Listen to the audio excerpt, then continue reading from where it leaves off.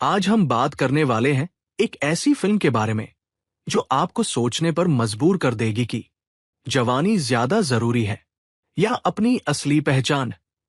हम बात कर रहे हैं द सब्सटेंस मूवी की।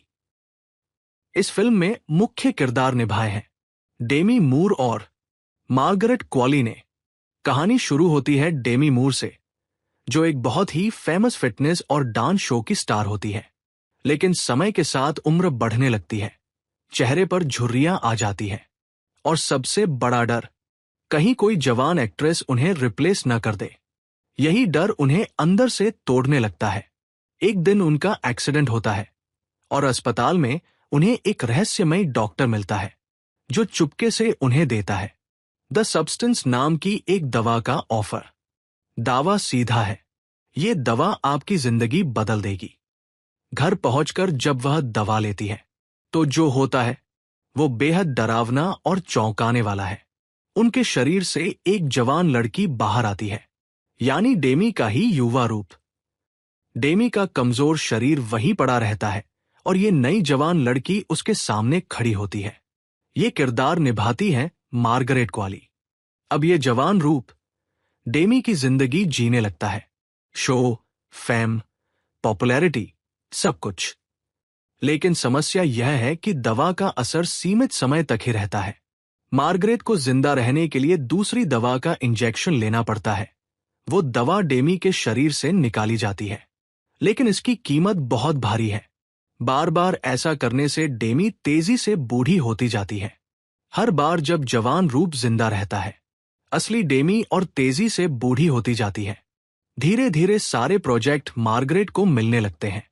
वह एक टॉप अभिनेत्री बनकर बेहद मशहूर हो जाती है। वह जवानी के सारे आनंद लेने लगती है जो डेमी लेना चाहती थी।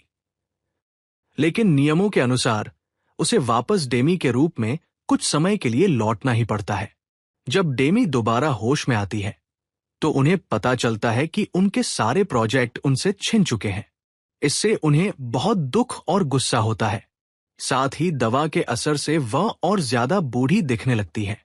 वह अपना यह रूप सहन नहीं कर पाती और फिर से अपने जवान रूप में लौटने का फैसला करती है। इस तरह ये चक्र चलता रहता है। मार्गरेट ज्यादा समय तक जिंदा रहती है और डेमी तेजी से बूढ़ी होती जाती है।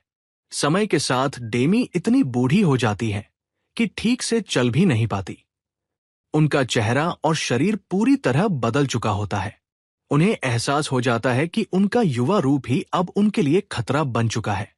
अब सवाल यह है, ओरिजिनल लेकिन बूढ़ी डेमी बचेगी या डुप्लीकेट लेकिन जवान मार्गरेट?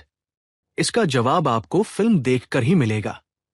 फिल्म का क्लाइमैक्स इतना इंटेंस और ग्राफिक है कि इसे खाना खाते समय देखने की गलती बिल्कुल मत करना। ओवरऑल द सब्सटेंस सिर्फ एक हॉरर फिल्म नहीं है, बल्कि ये बॉडी पॉजिटिविटी और खुद को स्वीकार करने का बहुत स्ट्रॉन्ग मैसेज देती है। डेमी मूर और मार्गरेट क्वॉली दोनों की ही एक्टिंग अच्छी है। सहायक एक्टर्स की भूमिका भी अच्छी है। डेमी मूर का ये कमबैक मूवी हो सकता है। डायरेक्शन एकदम अलग है। सीन्स काफी ग्राफिक है। कुछ सीन्स देखने में आपको अचरज महसूस हो सकती है।